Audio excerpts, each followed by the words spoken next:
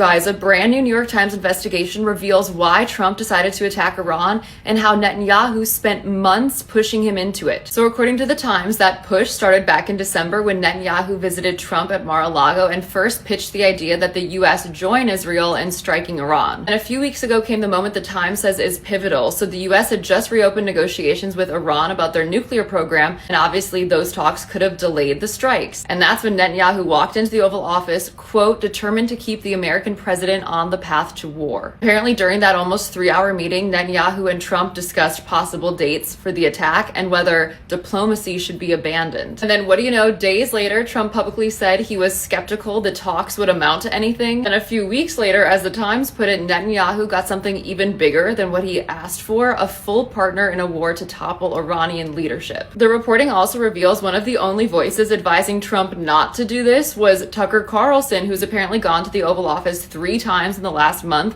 and encouraged Trump to restrain Netanyahu. Meanwhile, Rubio has a really disjointed justification for all of this. He told Democrats that Iran would likely retaliate against the US, even if just Israel attacked them, and since Israel is hell-bent on attacking them, they might as well attack together. But that logic didn't sit well with Democrats because they argue Trump's just letting Netanyahu dictate American policy and pulling us into a war that Israel was already determined to fight. So many bombshells in that article, and Newsgirls will continue to track all of the updates coming out about Iran, so follow to stay in the loop.